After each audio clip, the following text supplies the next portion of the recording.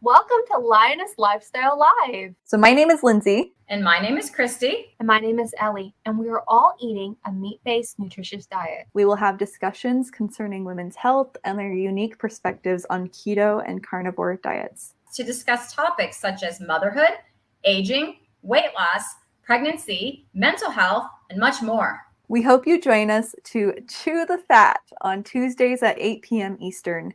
See you then, Lionesses.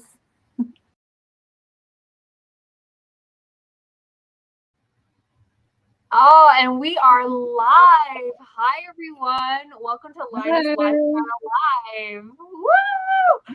And we are so excited to meet you.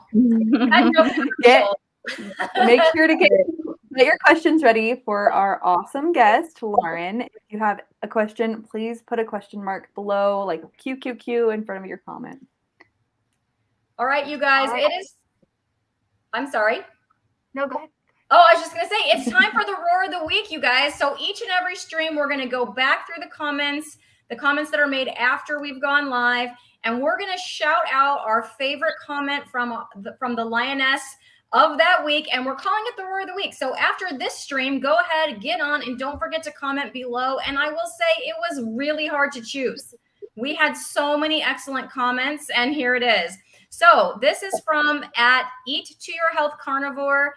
And she said, great to see you all. Carnivore almost 4 years and Lion for several months, 52 years old, flew through menopause because of carnivore. Meat emoji, meat emoji. Yeah, I'm hoping for those same results when menopause comes for me because... Oh, me too. It gives me so much hope to hear that. Yes, it gives me so much hope. And yeah, that's like why we're doing this, is to get the perspectives, from all the decades of life. And so, yeah, that one was really cool. Yeah. And, all right, well, it is time for our poll. So let's see if I can remember how to do this. So our poll is a little bit different. So we've been doing a poll where we ask you a question and you kind of put in your answers and we make this cool looking word cloud. We have something different today. So today it is going to be 2 truths and a lie. You're going to see if you can spot the lie. And this one is all about me. So I'm going to share my screen. We're going to get this post up here. And here we go. Can you spot the lie? So here is the QR code is up, or you can go to menti.com, enter the code 174000101, and you need to pick out what is the lie. Cristie has been skydiving. Is that a lie? I don't know. Cristie has never eaten lobster, or Cristie has been to Niagara Falls. 2 of those are true, and 1 of those is a lie. Can you pick it out? I'm going to give you a few seconds to get logged in and see if you can spot the lie. So where is everyone from? Yeah, we want to see where everybody is from. So if you have already done the Menti spot the lie, comment below so that we can see where everyone is coming from. I would love to see where everyone is from. I see that Rhonda's here and Susan and Faith. Hi, ladies. Hi. Hi.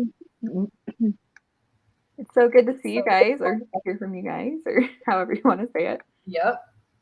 All right. I am hoping that everyone's had a chance to get in. We'll pop that up again later just in case more people come on. That's something new we're going to try is after a little bit, we'll pop that back up in case anybody else wants to try and spot the lie.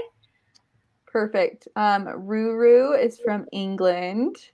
Dharma Dreams is from Silver City, New Mexico. But Ruru said she's from England. And then Northern California. Susan Hampton says she doesn't know where she's from. No, I think she doesn't know what the lie is. Just kidding. Oh, here she is. I was joking. More meat, please. Just kidding, Susan. Faith is from Southeast Lower Michigan. Cool. Sorry, I was like trying to read the screen, but it's really small. I should read it on the side. And then upstate South Carolina. And Rhonda, this is her guess for the 2 truths and a lie. Sorry. No, you're good. So how about we have Lauren introduce herself and tell us a little bit about her story and how she has found the carnivore diet and all the juicy details. We'd love to get to know you.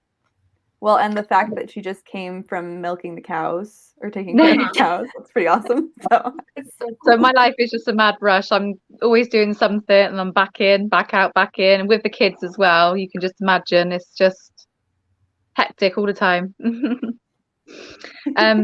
Yeah, so I'm from England in the UK. And not a couple years ago, last year in April, I became very sick with something called LPR, which is, they also call it silent reflux as well. And the main symptoms of that is like a lump feeling in your throat, like an obstruction, really. So every time that I went to eat food, I felt like I had an obstruction and couldn't swallow very well. I had a lot of mucus and was constantly clearing my throat. And I became allergic to every single food going. I don't know where it came from. It was completely out of the blue. I was going along absolutely fine, and then all of a sudden, all this happened. So I got myself a bit depressed about it. I went to the doctor and they prescribed me a pill called omeprazole, which is an acid blocker. I think a lot of people are quite familiar with those. They're also called proton pump inhibitors. So I got put on that because they said it was an acid problem, the stomach acid coming back up, and that was what was causing the lump in the throat, hence calling it silent reflux. So I went away and started taking those pills, and in fact they just made me worse. It made the lump in the throat worse, and all my other symptoms just got worse. I actually stopped eating for a bit because every time I ate, I would cause a reaction. So I would react by, I'd get a stye in my eye, ulcers on my tongue, my eyelids would swell, my glands would swell. All these mad things were happening. And at the time, I didn't understand what it was. I had no idea it was to do with food. But I stopped eating because of this feeling in my throat.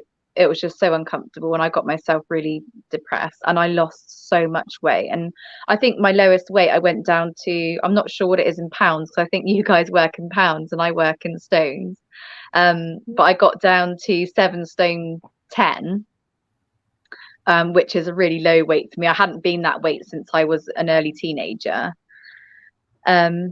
So I got worse and worse and worse, and I went back to the doctor, and I cried in the room, and I was just like, please help me, I don't know what's going on. They've given me this pill, it doesn't work. So they said to take double the dose. So I was on a 20 milligram dose, and I got put up to a 40 milligram dose, and not only to double the milligram size, but to also take it twice a day. So I ended up having 40 milligrams in the morning, 40 milligrams in the afternoon. And again, honestly, I didn't think at this point I could have got worse, but I was just getting worse and worse.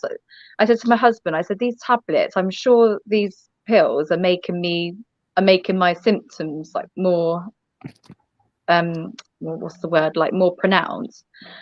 And so again, I got myself very depressed, because I always felt happy coming out of the doctors because they prescribed this pill, and at the time I literally trusted them with my life. If I had a problem, I'd be straight down the doctors, and I'd come away with a pill, and I would just think, oh, that's great, I'll take this pill and all my problems have gone away. But because that didn't work this time like it had in the past, I sort of lost my confidence a bit, and I literally thought, the doctor's saying this is the problem, they've given me what I thought was the answer to take this pill, and it's not working, so something's not quite right. So then I'm thinking that I've got something like cancer, like all this stuff's going through my head, and I got myself in a real state. And I mean, I got suicidal. I decided that if I had to live like this with all these nasty symptoms, and I don't actually want to live at all. And I spent days just on the sofa. I couldn't get out of bed in the morning. I would just stay under my duvet and just, even though I had kids, when I look back on it now, I can't believe I was ever like that. But the truth is, I definitely was. And I couldn't get out of bed in the morning. I would just stay under the duvet and just cry. Actually, I just wake up and I just cry straight away, because in my head, all I was thinking was I didn't really want to wake up to another day. I got myself in a really, really bad way. And anyway, my husband said to me one day, he said, I think you've got yourself like really worked up about this. And he could obviously see how bad I was, not being myself and just led on the sofa all day, not looking after the kids. I let the house go, like I didn't care. All the dishes were just left on the side. I didn't do anything. I just literally sat on the sofa all day and like wrapped up in my own thoughts, really. So he said I'd better go back to the doctor, see if I can get some help mentally. So I did that. I went back to the doctor, and he basically said to me, in so many words, he sort of said, I don't really know why you're feeling like this, when if you take your omeprazole, you should be fine. And I'm thinking, but I'm not fine. I'm taking this omeprazole and it's making me worse. I'm not okay. And then again, that made me a bit worse, because I'm thinking the doctor's telling me I should take the omeprazole and I'll be fine, and I'm not. So why aren't I fine? And anyway, so because in the doctors again, I cried, and I was just literally begging him, just please help me find out what's going on. So he put me on an antidepressant. And so I then come away, and he's told me to still take the omeprazole twice a day, and he was going to book me in for a camera to go down my throat into my stomach just to check, because at this point I had convinced myself that something was seriously wrong somewhere. So for my peace of mind, he put me in for this camera. I think they call it an endoscopy. Is it endoscopy? Something like that. So I went to have this endoscopy a couple of weeks later, and that revealed that I had grade A esophagitis, where stomach acid has come back up and essentially burnt my esophagus. And and where I had scarring on my esophagus, it had closed it up a bit. So that feeling of like can't swallow was because my esophagus was actually like scarred and closed up a bit. It wouldn't have been open like normal. And so I came out of hospital and I got in the car, and my husband said to me, well, what do they say? What have you got to do? And I said, oh, do you know what? They didn't actually tell me what the next step is from here. So, and because I had sedation to have it down, I was just a bit all over the place anyway, because I think if I wasn't sedated, I would have asked all these questions afterwards, like, what did you find? What have I got to do? But I was sort of a bit out of it still. So I got sent away with this little bit of paper saying that I had grade A esophagitis. Nobody explained it to me or whatever. I had to go home and Google what grade A esophagitis meant, because I had no idea. Right. And then I rang the doctors the next day and said, look, I'm still in the dark. These are the results. I've got grade A esophagitis. And their answer was, yeah, you're on the right thing. Omeprazole is the answer. So that's what you've got to do. That's what you've got to take. So again, I was just so frustrated, because I knew that I wasn't getting anywhere. After 2 weeks of the antidepressants, I came off them myself, because they were making me worse as well. And I did read that on Google, that antidepressants quite often make you feel a lot worse before you get better. And I was really, really bad on the antidepressants, and I just decided that's enough. I'm coming off them. I don't want to be on them. So I took myself off of those, and I also took myself off the omeprazole. So I did just go cold turkey but I thought, if I'm taking these pills and they're not working, there's actually no point whatsoever in taking them.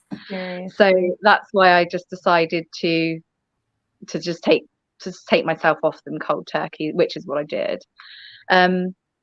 So yeah, it was in desperation that I went onto Google, and I just fell down the research hole. I was just researching every single thing, all to do with LPR and silent reflux, and all I could find was that I needed surgery. They have this thing called link surgery where they put a little magnetic band around the top of your stomach, and then when you swallow food, the magnets open up and allow the food in, but then close back up so that it can't let acid back up again. And then there was also another operation. I can't remember what that one was called now, but it's basically where they wrap part of your stomach around your esophagus to tighten the valve at the top of your stomach, again for the same effect, not letting the stomach acid to come back up, basically.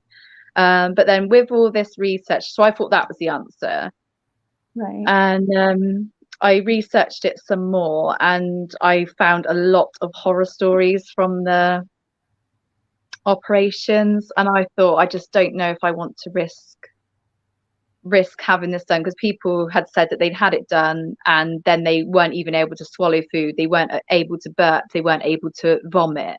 And I'm thinking, oh my God, I might be one that has it and I'm completely fine, but what if I'm the one who has it and I can't burp and I can't swallow and I can't vomit? And I just thought, I can't put myself through that.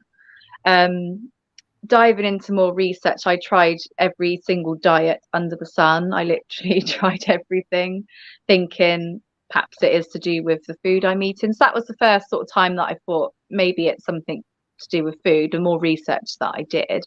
But mainly for acid reflux, they tell you to stop, don't eat fat, don't eat chocolate, don't have coffee. So I cut out all the things that they basically said for an acid reflux diet, and a low acid diet as well, so not to eat acidic foods. So I tried that, again, nothing worked. Eventually I found a naturopath that lives not very far from me, and I just thought, again, this whole time I'm just constantly depressed, but I just thought, she is my last hope. Doctors haven't worked, so I thought perhaps going down a natural route might be the answer for me. So I went to see her, and she put aside, well, she said to me beforehand, she said, when can you do? As we were going through the diary, and she said, you need 2 hours. And I thought, 2 hours? I thought, well, every time I go to the doctors, it's a 5-minute appointment. I'm like, what does she want me for 2 hours for? And so anyway, I went along with it. And I went to my appointment, and she was the first person to sit me down, and she went through my whole history of illnesses, if I'd ever been on medication, antibiotics, what food I eat. She wanted to know, I had to bring a food diary with me of what I was eating every single day. And we did spend the whole 2 hours just talking about me, and her just digging in and finding out every single thing possible about me. She wanted to know all my family history, medical. She wanted to know absolutely everything. So she is the first person that actually sat down and took the time to do that with me. But her suggestion, yeah. So I felt really good after going to her, because she had given me the time, and she made me feel really hopeful. She was like, it's fine, we can sort this. But her suggestion was to go away and cut out dairy and gluten. She said, your diet's quite high in dairy and gluten, and she said they're very inflammatory, so go away, take those out, see how you get on. So I did that. Somebody's trying to call me. No worries. It's always the way, isn't it? Nobody calls me all day. Sounds about right. Yeah. So I come away and I took out the gluten and the dairy, and I did feel a bit better, and I did get rid of the lump in my throat, and those symptoms were starting to ease. So I thought, hang on, there's definitely something. I could then relate my symptoms to diet. I thought diet must be definitely something to do with this. Right. But I still was reacting to a lot of foods. I was still getting the size in my eyes, and if the next morning I'd wake up and my face was all puffy, and my eyelids, my glands would swell, just all these weird symptoms, joint pain in my hands. So I was still reacting to something. Anyway, I'd go back to my naturopath every month or so and report back how I was getting on. And basically I ended up on a diet that was really low in fat and really high in vegetables. Nearly not Of quite course they do. vegan, but very nearly vegan. So I would have perhaps a chicken breast or a piece of salmon, and then literally my plate was just piled in vegetables and grains like quinoa. I ate that all the time. Sweet potatoes just piled on the plate to fill me up. And oats, I would just eat oats for breakfast, and then I swapped my milk with oat milk and all different nut milk. How long were you full when you ate these meals? How long were you full? This is I was going to get to this, but every time I ate a meal, I would say to my husband, I would say I could just eat that 5 times over, because I would eat and I was never ever satisfied. And I'm not kidding you, I would put on about 6 different types of vegetables to just give me the variety and fill me up. Volume. Because I was so desperate to be full, and because I was eating chicken breast or salmon, it wasn't anything fatty, and I would just have so much quinoa. Like quinoa, I think probably what they recommended as a serving size, I probably had about 4 times the amount, because I was just so hungry.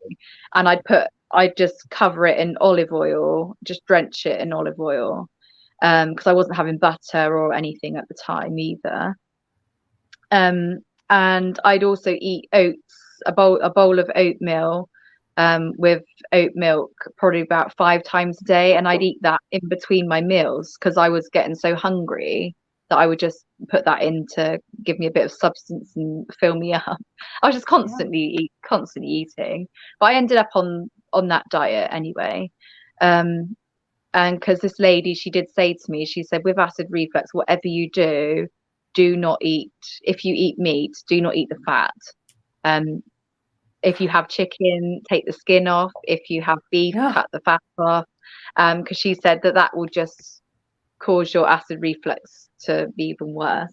So I was so frightened to eat anything like that. I wouldn't even attempt it. It wasn't, like I said, though, the whole time I was just reacting to things. And I got myself into a bit of a state again, because I tried so hard and I never ever cheated. I would go out, it was Christmas, and I did not have one single food that I shouldn't have had. I stayed on this diet strictly because I was so adamant that I was going to get myself better, and I did not want to do anything to chuck me off that path, because that was my focus. I was getting better.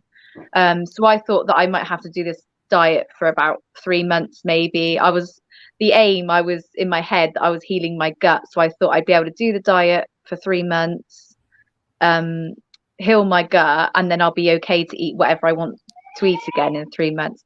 2 seconds, I got a child calling me. Sorry. No, you're good. You're good. No, you're good. While we are waiting for her to come back, let's look at this comment that Ellie posted that I want to show everybody. If it'll show. Anyway, I said, anyone Ellie else found that they have had to take their health in their own hands if doctors failed you? She was making me well up. When she was talking, I just felt so much pain in her heart, and like to see that she's on the other side now, I'm gonna probably repeat that to her because I want her to know that. But I definitely wanted to hear if anyone had issues on that front, if they went to a doctor and all they did was prescribe you a medication instead of trying to get to the root of the cause. I've had that happen so many times. I would go when I was younger. My doctor, when I was younger, was actually pretty smart. He told me to take a food diary and like go through, because I've always had chronic headaches. And he did tell me to do that, but I was 15, so I was like, no, I'm not gonna do that. I was like, I don't care.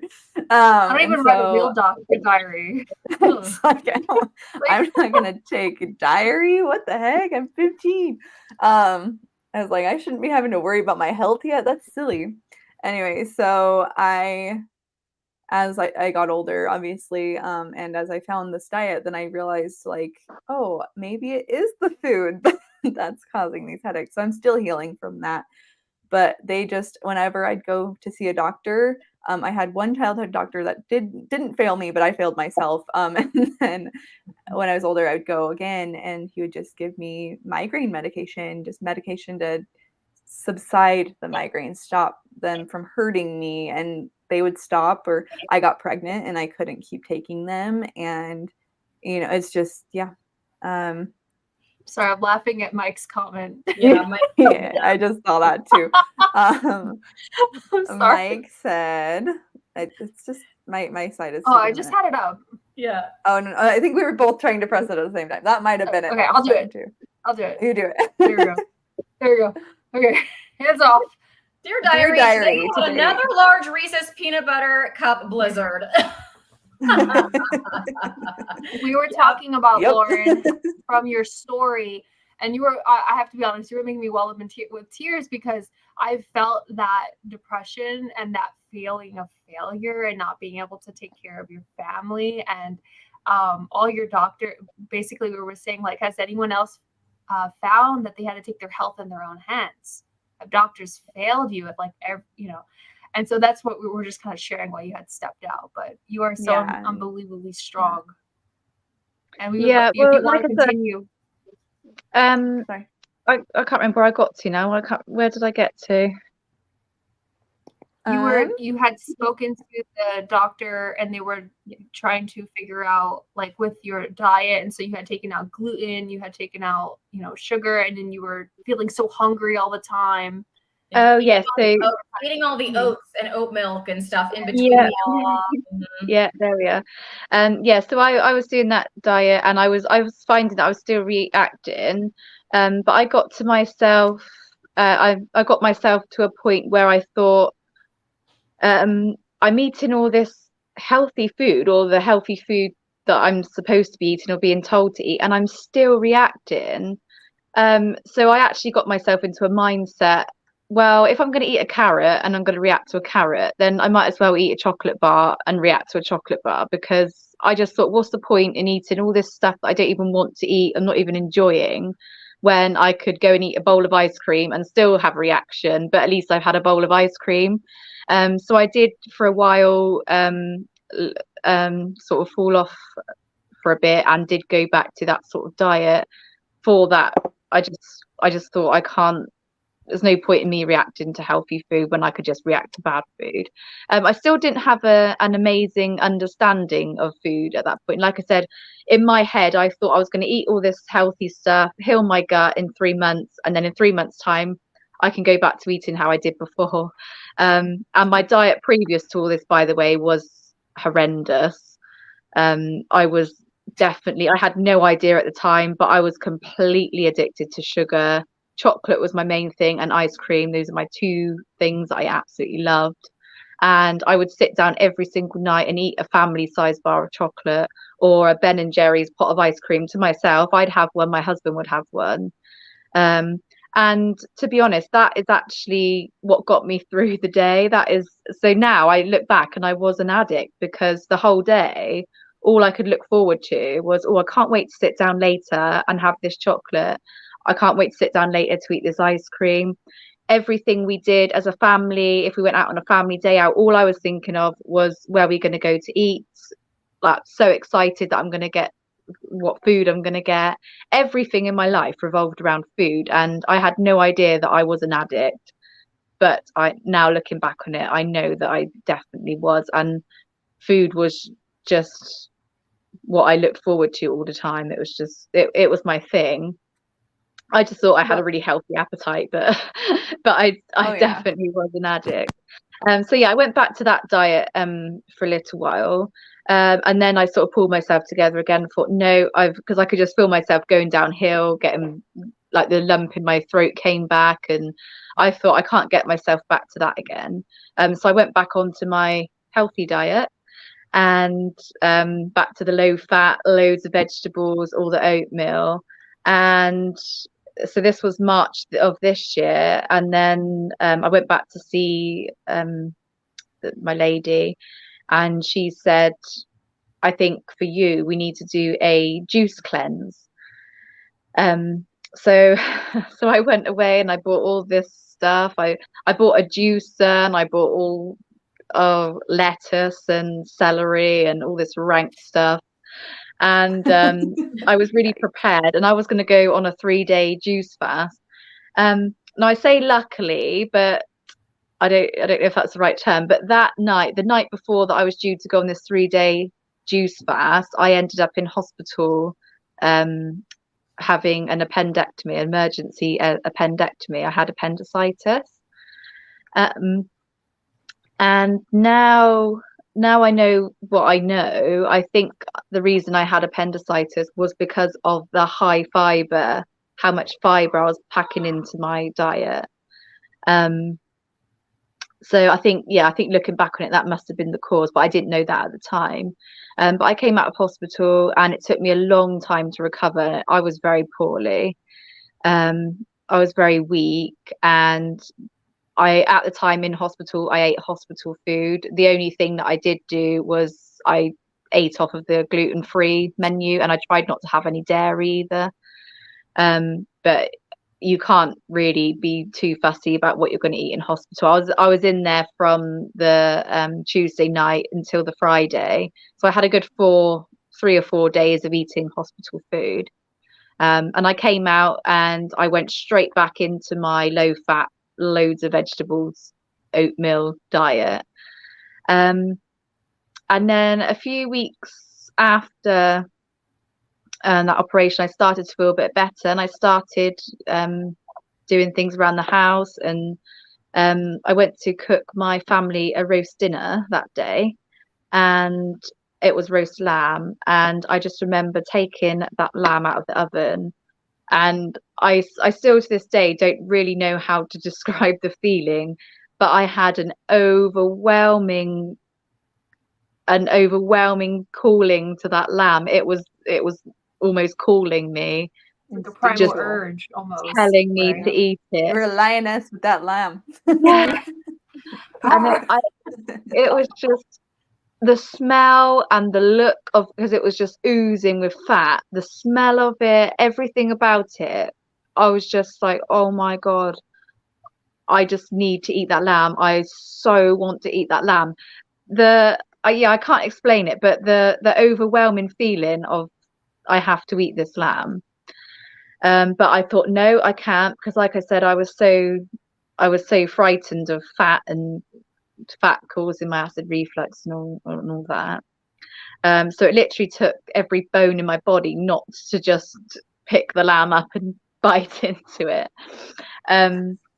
So I dished up everybody's food, and I had my quinoa and loads of vegetables. So I had to sit and watch my family have this lovely roast lamb. I know. Oh. And I thought I'm gonna Google how bad, like I think I Googled something like how bad is meat for you, with acid reflux. Uh-oh. And so I came along like all these different things, like, oh no, you mustn't eat it. And then one of the things I clicked on came up with the carnivore diet, and I'd never heard of the carnivore diet. So I clicked on that and I read a bit about it. And as I was reading, everything that I was reading made absolute sense. And I'm thinking, yeah, that sounds like it could be true. That sounds right. And then I did fall down the rabbit hole of, I think I probably ignored my husband and my kids for about 2 or 3 days, just on my phone, YouTubing carnivore diet. And I found like I had this little bit of hope. I was just like, I saw all these testimonials of people that have reversed MS and their diabetes and all these different things are going, like, that they got rid of and were going away. And I was just fascinated. I couldn't put my phone down. Every single waking second I was researching the carnivore diet. Anyway, that afternoon I did give in and I did have some lamb, and I must say that lamb was the best tasting food, better than any pot of ice cream or bar of chocolate I'd ever had in my life. That lamb was just so delicious. And then afterwards I did think, oh, I'm not sure if I should have ate that. But it was after, so that day that I had found the carnivore diet and I thought, yes, everything makes sense there. Literally the day after, I know they say you should be prepared before going into it, but I just thought, nope, I'm doing that tomorrow. So I woke up, I had 2 lamb chops for breakfast, and I think I had a steak for tea, and that was it. I just did that from then on. And then the more research I found, I just believed it, and in my heart I could just believe that this is my hope, that this will help me. And seeing everybody's testimonials, I'm thinking this just has to be the answer. And I'm just so glad that I found it, because it has just been the answer for me. That's amazing. I am so happy you found it. Like, this is why we made this live stream. This is why we all made YouTube channels, because we have found the answer that has been, like, I like to say, because my channel redacted, but has been hidden from us for so many years. And I'm so happy that you don't have to have magnets in your stomach, and you don't have to go through those horrendous surgeries. And you, sorry, I need a moment. Thank God. We found that there was we found that there was definitely a hole in the carnivore community with women. And so when we decided to do this live stream, we really wanted to focus it on women, because they're just like, women are told, eat salad, eat lean meat, eat oats, eat fruit, don't eat the meat, save that for the men. And I'm like, no, gorge on those tomahawks. Come on. Stuff that fat down your face, because it's so healing. It gives, like, my skin has never felt and looked better. I have eczema, and maybe not today, because I did wash my hands like 8,000 times today for reasons, and don't need to tell you the reasons, but dishes and other things. But like, my hands have never felt so good. Oils in my body, it feels so much better. My hair feels better. I don't know, like, women need meat. That is all I want to say. Fat. Yes, and we need fat. meat. Eat the fat. Especially fat, like definitely. Oh yeah. I just found that I had all these symptoms before. Now I look back that I didn't even know were symptoms, and I thought that being a human, that was just what we had to put up with. So I constantly, like, all my life, I had ulcers on my tongue. Like, every now and then I'd eat a bar of chocolate, and then the next day I'd have an ulcer on my tongue. I constantly woke up in the morning with swollen glands and a like stuffy sinuses or a blocked up nose. Tonsil stones. I had like gunky eyes. I thought it was just normal that we wake up with gunky eyes in the morning. That's just something that happens to human beings. Yeah. So like all these things, I had like verrucas on my feet, and they've gone away. Joint pain in my hands. I suffered also from, I've always had that Raynaud syndrome. Do you know what Raynaud syndrome is? It's like arthritis, right? I heard you talk about it, but I don't remember what it is. Yeah, so it's just like, I don't know how to explain it, but it's your hands would completely seized up. I think it's something to do with circulation. And if I was holding say a shopping trolley or carrying a shopping bag, when I tried to let go, my hands wouldn't open. They were just completely seized up, and they'd go completely white, where there's just no blood circulation there. And then it would take a good while for me to be able to open my hands up again. It's a really weird thing, but that just went away. And I didn't even notice these things. All these things started disappearing. And then I'd read other people's testimonials, and then they would say, oh yeah, I got rid of my Raynaud syndrome. I'm like, oh yeah, I had Raynaud. Got rid of my neuropathy. Oh yeah, I had neuropathy. I used to get tingling down my legs. Yeah, I got rid of joint pain.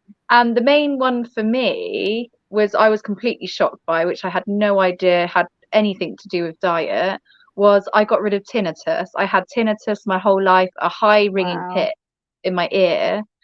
And for the past probably 3 years, I had pulsatile tinnitus, which is where you'd hear a heartbeat in your ear, and you'd actually get a thump. Like, I'd lie down at night, and it would just go thump, thump, thump, and it was so annoying. But I think my brain actually. Sorry. I had that too. I find so many like connections through. I also had appendicitis. I had that when I was 5, and it almost, my appendix almost exploded during surgeries. I was in the hospital for like a month, and like I also had tinnitus as well. The pulsing, like, because I used to be 240 pounds and like ate all the junk you can. I'm not going to go into my story, but all the junk imaginable, and I just like connected. Like, you're like, I had this. I'm like, oh my gosh, me too. It's just so cool. Oh no, it's mad. It's all symptoms of inflammation, isn't it? Like I had no idea that tinnitus was from inflammation. I thought that's just something I've got to live with now. But I think it was probably I can't even remember, but it wasn't very long into Carnivore that disappeared. And I saw on somebody's testimonial they put up a big list and they were like, oh, got rid of tinnitus. And I'm thinking, oh, actually, I don't think I've like going to bed that night. I'm gonna listen because I don't think I've had tinnitus, and so all these things are disappearing. I wasn't even aware that they were that they were really going to go. So tinnitus for me was a massive one, and I'm so glad that I got rid of that. And I was just going to say, it's kind of the same for me. I had all these symptoms, which I won't, again, like Ellie said, I'm not going to get in my whole story, but like I did not have food freedom. My food was in control of me. I had all this anxiety, but like I didn't know it until I started eating carnivore. And then all of a sudden you realize what rough shape you were in. It's pretty amazing. And because you've never, well, for me anyway, because I'd never felt this good before, I didn't actually know what feeling good felt like. And the energy, like you were saying earlier, the energy, I just wake up in the morning and straight away, I don't even want to lie there. I used to just lie there and think, oh, I can't get out of bed. Now I just like, I physically jump up and I'm like, right, I've got some washing to do. I can go down and mop the floors. I can go and do this. And my mind is just constantly going and I'm just so motivated. I've got motivation like I've never had in my life before. Yeah. So yeah, it's incredible. Well, hey, Lauren, we have a fun segment that we like to do here where we are going to spin a meaty question for you to answer. So I'm going to pop up our meaty question wheel. Here it is, our Lioness Lifestyle Live. And I'm going to hit that spin button and we're going to spin a meaty question. What's it going to be?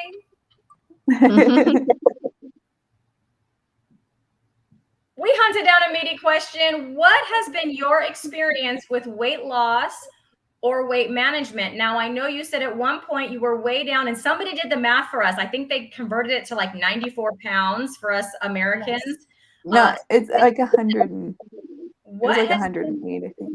Yeah, it was really low. But what has been your experience 98 plus 10 that time? What was what? Sorry.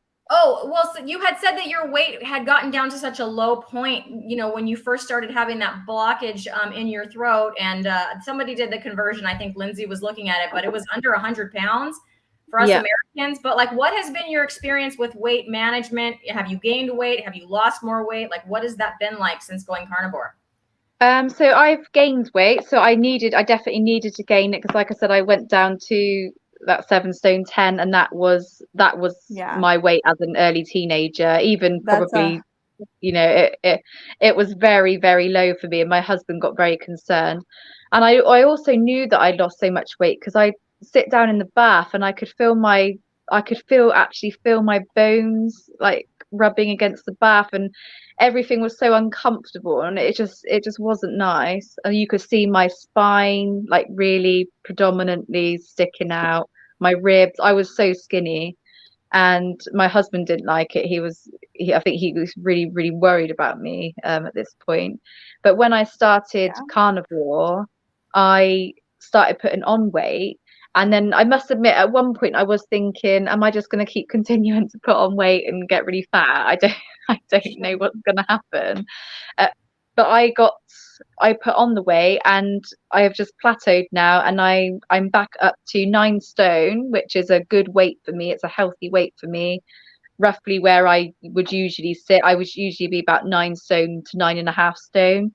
So I've got back up to that. It did take me a little while to get back up to it. I've only in the last couple weeks reached the 9 stone point, but I seem to have plateaued now, and I'm hoping that I don't really need to eat in the carnivore diet. I don't think I really need to control anything. I just sort of trust that the carnivore diet puts me at the right weight that I should be for my body, and as a woman as well, because I think from the research that I've done, women tend to need a little bit more fat as well. I don't actually know the science behind it, but so I just completely, I don't even worry about my weight. That's not even what I'm worried about. The whole reason I did it was for my health.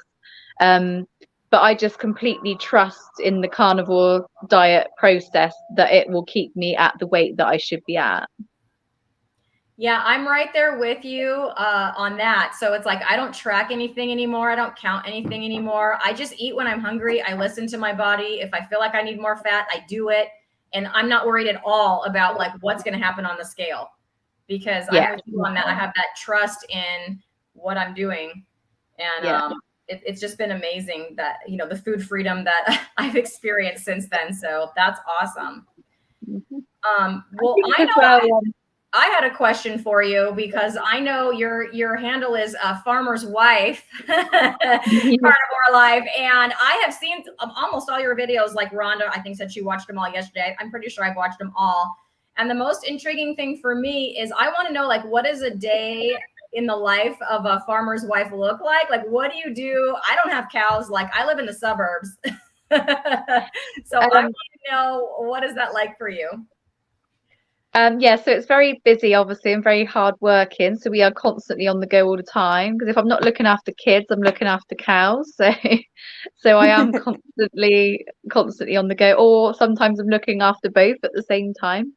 But yeah, so we get up early. My husband gets up even earlier than me, because I obviously still have to be in the morning to do the school run and stuff for the children.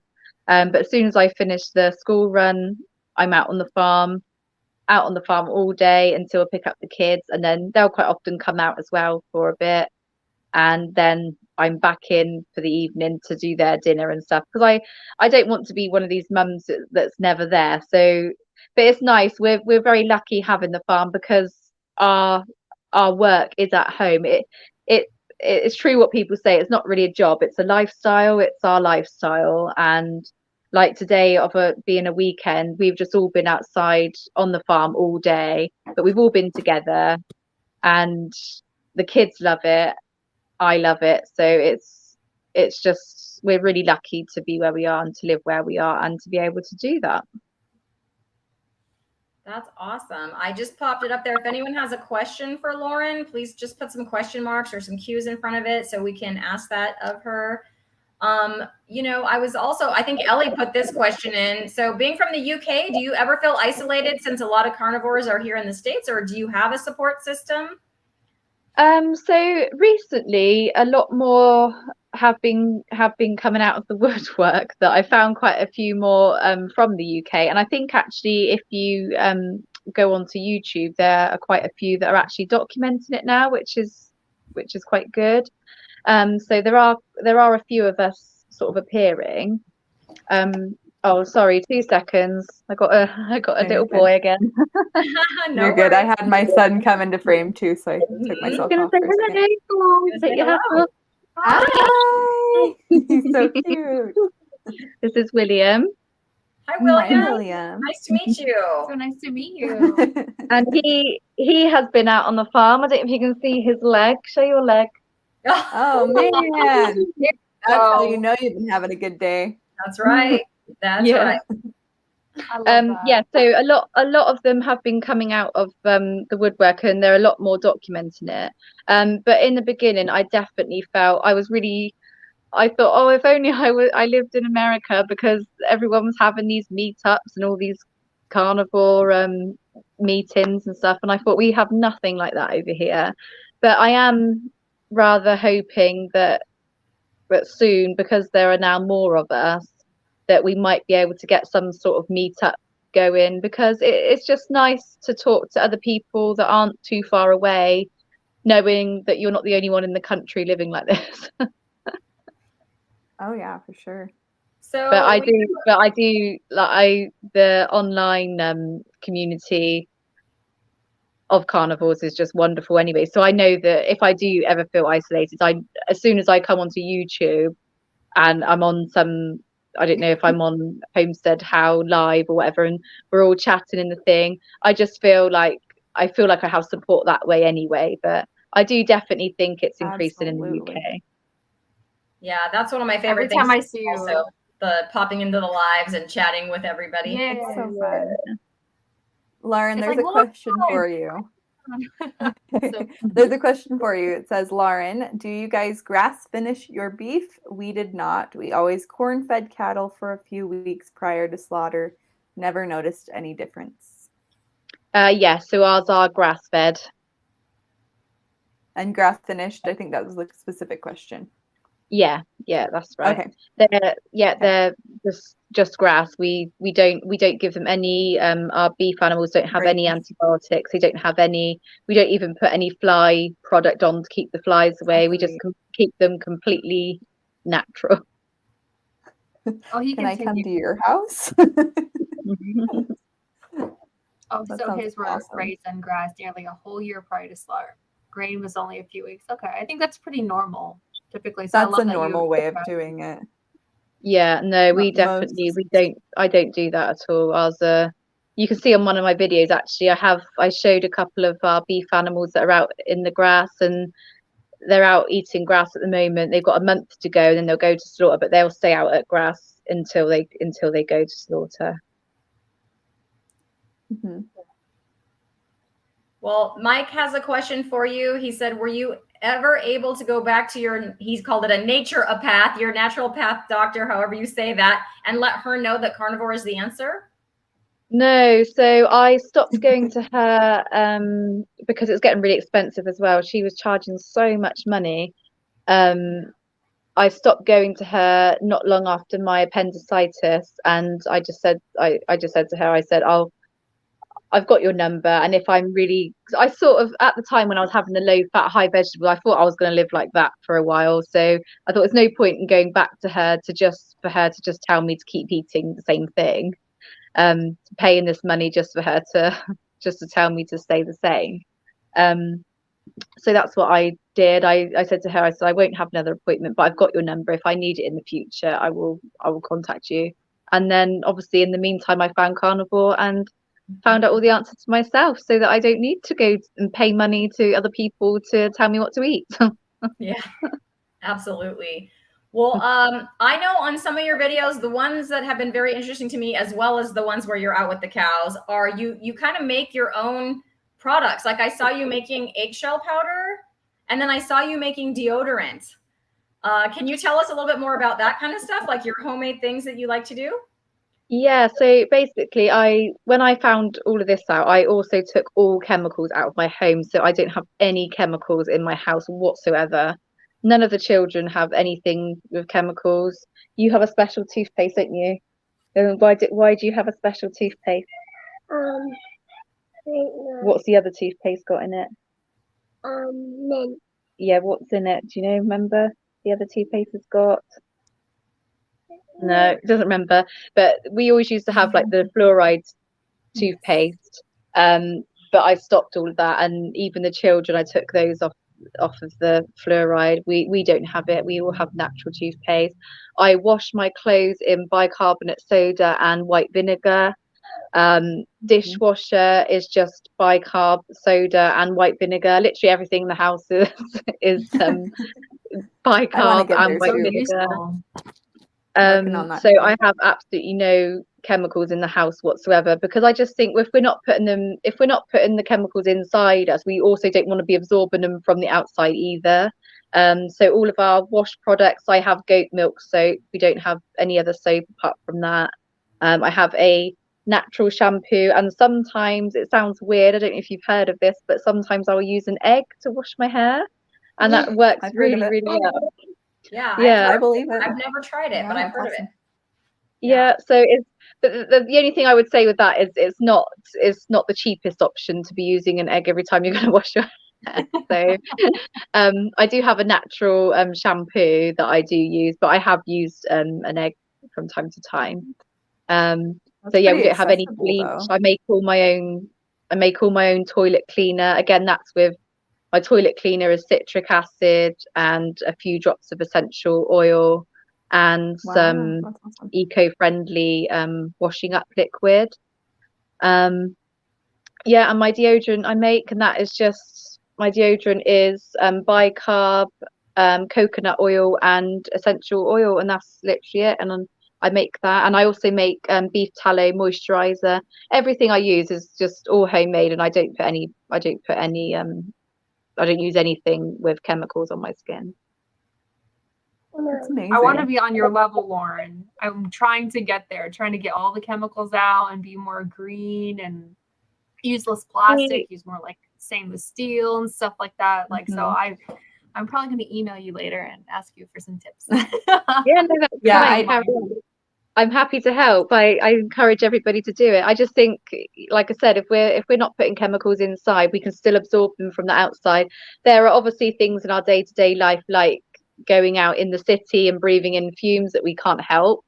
But I think if we can do as much as we can at home to lighten the load on our body, then I just think, why not? I think we should do that, really. And I just think all this bleach and stuff in the washing powder, I don't really want my children having that on their skin. So that's why I switched to I get that. Yeah. But I just swapped one thing at a time. So I didn't just go the whole hog and chuck everything out. I just one by one replaced everything until eventually I've now got nothing in the house that involves a chemical. That's amazing. Yeah, I just started using vinegar in my laundry because I had the pods from Costco that I used, and I just finished that up, and now all I have is a vinegar container on top, and I'm like, that works. I could use baking soda too. That would be awesome. I thought about doing that as well with the I use them both together. I put the white vinegar in the conditioner section, and I just put the bicarb actually into the drum with the clothes. And that works That's a great perfectly. idea. Yep. I feel like my clothes smell better. Like they don't have like a super perfumey smell, but they just smell better. It's funny now because now I don't have anything like that. If I go into a house that has an air freshener, or if I'm close to somebody who's washed their clothes, it smells so strong to me. I'm like, I can. Yeah. When I was growing up, I had friends that they didn't use a lot of scents. They were more like essential oil people, and I'd come with like my Bath and Body Works lotions, and they're like so strong, and they're like, ugh! I'm like, what? They smell so good. Put them in their faces, and nope, I wouldn't do that now. Now it's like, oh my gosh. Do you feel like your sense of smell has gotten so much stronger and better since you've been on Carnivore? So you really can smell those chemicals off of people. Yeah. Cologne, you know, oh man, a man walking by with cologne is like toxic. Yeah, sometimes my students will pull stuff out. Like one of my students had like a hand sanitizer on Friday that had this really strong, and she was like putting it on, pumping it on kit. And I was like, oh, so put it away. It was very strong scent. I don't want to breathe that in. No. One Hope for All says, I recognize chemical smells immediately. And then Mike says, that makes no sense at all, but he spelled it as like SCENT. And then I mean that in the best way. Oh, that's funny. It's just, love Mike. Oh, and then Carnivore Leo. Yes. Rhonda says, I scan all products I buy with the Yuka app. I too only use chemical-free products. I've never heard of that app, but me neither. I'm going to look into that one because I popped that. I might write that down. Yeah, because I'm going to try that one. So thanks for the tip, Rhonda. Rhonda's full of helpful advice. Trust me on that. Yuka app. Yep. Just texted myself that. I'm going to have to look into that. That's cool. So, Cristie, do you think we should check out the poll? Yeah, so I think, I'm not really sure. This is the first time we've used this 2 truths and a lie. To me, it looks like we only have 1 response. I'm not 100% sure, though, because this is the first time I've done this one. I'm going to present it. I don't have the right answer presented, but now you can see like the answer that I think somebody else put. So let me pop that up there, and I'll give you a few, just a little bit to kind of, if you want to join in and see what you think. Okay, so here. And you can comment below too. Yeah, comment below. I think I know I saw Rhonda's comment that she thought the skydiving was the lie. And I'll let you know if the one answer is mine. Because if it's not mine, then it's just glitching. Okay, yeah. So right now it says one person thought that the Niagara Falls was the lie, and that lobster and skydiving was. I had no idea. So yeah, if you haven't done this yet, go ahead and I'll give you like a few seconds to do it, and then I can just press the enter key, and then it'll show what is the correct answer. But you go to menti.com. Yes. Sorry, menti.com, join code 1740-0101, or there's the QR code right there if you have your phone. Lauren, what do you think is the lie? I think it's skydiving. I don't know. Cristie's pretty good. I feel like she might have told me already and I can't remember. So my guess is Niagara Falls. I was like, I think it's like the one that you'd least expect. Because that's kind of how these games go. But I don't know. I don't know. That lobster looks good though. Okay. Look, somebody answered. So we've got 2 people thinking there we go. This is the lie. 2 people think that definitely think that I've never eaten lobster, and that's true. And then it's 1-1 on the Cristie has been skydiving. I love that it updates itself. That's awesome. Updates. That's pretty cool. Yeah, this is a new feature. So Ellie and Lindsay, I can't see anything except for the giant pole in my face right now on my screen. So just tell me when you think we're ready. Like, let me know when I should hit the enter button. Darlene says that Niagara Falls is the lie. Mike TV says lobster. That's all we've gotten so far. Whenever you want to do it, I'm sure we're ready to go. I don't want to spend all day. No, we don't need to spend all day. Yeah. Stay tuned for future episodes because we have this for Ellie too. We're gonna spot her truths and a lie, and also Lindsay. So yeah, we'll keep doing these. But I'm gonna hit the enter key, and there we go. The lie is into Niagara Falls. I have been skydiving. I have jumped out of a really good airplane. I knew it. I didn't know it, but I guessed it. Guessed it. And I have never eaten lobster, and I already don't like it. Kind of like the sardines, except I ate them now, but I still don't like them. I'll eat them for you. Yeah, I don't know. It looks really like I think it looks good because of the butter they put on lobster. Like that's what makes me think. I think of lobster and I think of butter, and then I'm like, that's a good thing. I like butter, so. I like butter too, but I don't know about lobster. I've never tried it either. I think I might have had it like accidentally, like in a soup or something, but I've never tried it. What do you think, Lauren? Are you a fan of seafood? Yeah, I had seafood for tea actually tonight. I had some shrimp and I had a piece of cod with 2 pork chops and some liver. So that was my dinner tonight. That sounds so good. Yeah, that sounds amazing. I tried to have fish a couple nights to 3 sort of times a week, really, just to get the omega-3s in. Yeah. So someone. I do like it. Ruru asked a while ago. She said, "Lauren, are you from Norfolk?" No, I'm from Somerset. Okay. Yeah, so I went to England once and I had the fish and chips at the Tower of London, and it was just amazing. But obviously I probably won't be doing that again, but it was really fun. I did love going there and getting some fish and chips. That's what we're known for. I know. It's delicious. Oh, we do have a question. Anyway. Real quick. Okay. Perfect. Can we eat gizzard? I mean, is it part of an animal? It's part of an animal. Is it part of an animal? Is it any part of the, like, something that would come out of them? Like, is it something like a bodily fluid? No, it's not. So it's fine. That's the only thing that you don't want is a bodily fluid other than milk. But I guess that's a different story. But yes, you can eat gizzard. Perfect.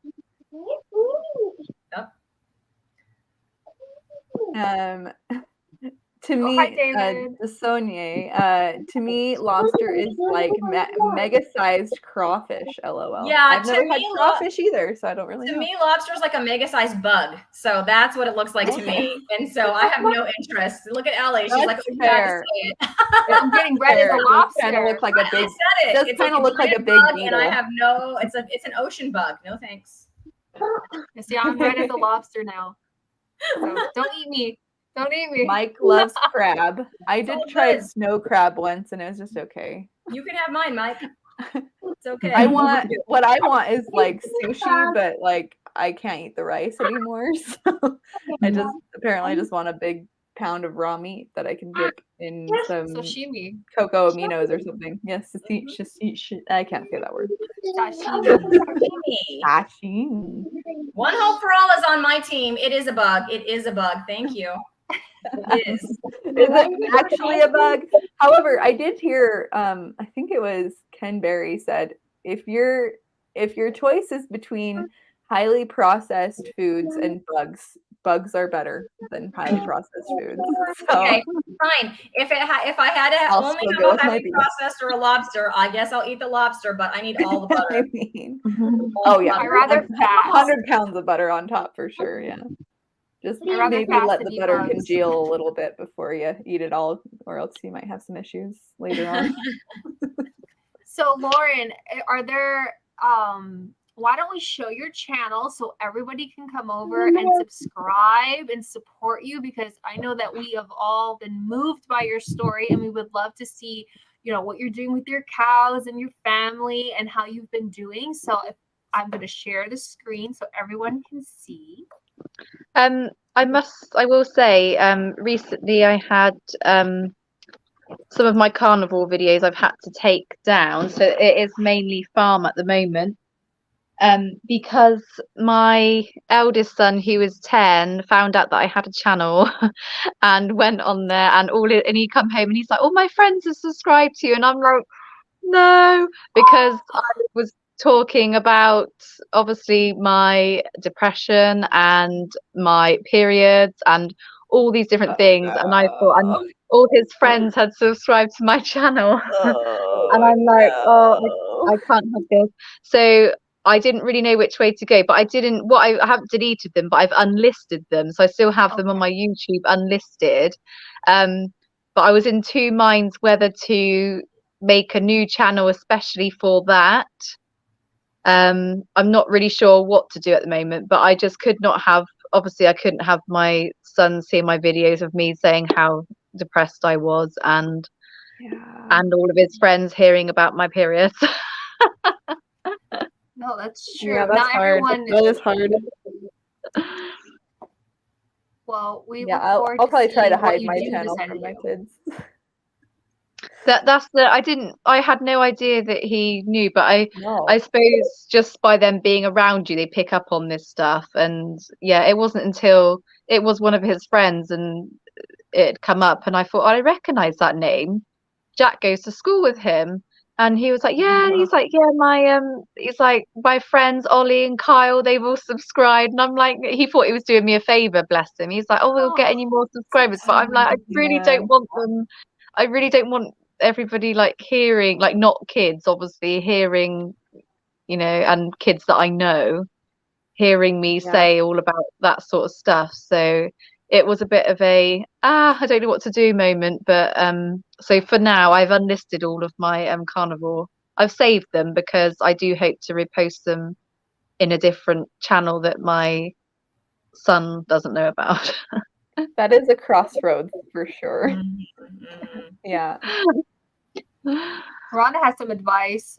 You select not for kids. I don't know if that stops them though.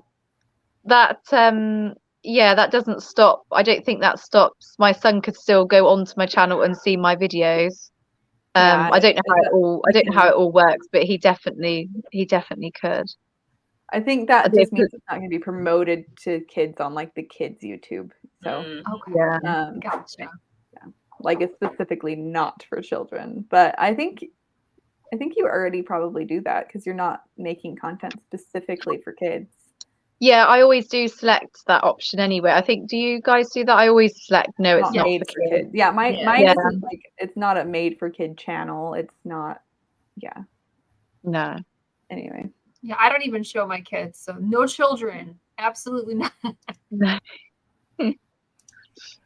One Hope for All says that if you do select that it is made for kids, that you won't be able to comment on videos. So yeah, but that's if you use it for children, I think specifically. Yeah, YouTube's kind of interesting sometimes. So, Lauren, But- did you have a good time? Did you like hanging out with your fellow lionesses? I hope we Yeah, felt I like did. I've had a we were great time. family. Yeah, I've that's had a great time. wonderful. Thanks for having me. Yeah, Of We're course. so glad that we could have you here for sure.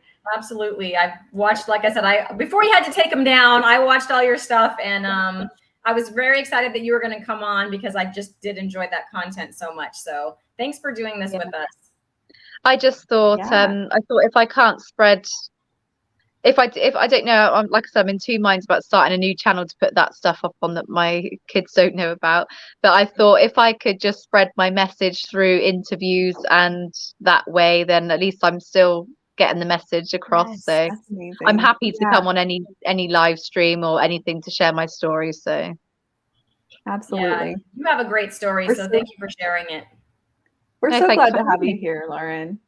Thank And I you. did want to say one last thing before we head out. Make sure to comment below after the video is like rendered and everything so that you can be the next roar of the week. We would love to have you pop up on our screen and hang out with us again. Yep. Plus those Anyway, comments we are love you all. favorite parts of my As day. before we leave, can we have Lauren do her best roar on our Yes. way out? Drop my phone. Oh no! That was a good roar. She threw her phone away. I think that might have been the 4-year-old. Can I get my son to do it? Yes. Yes!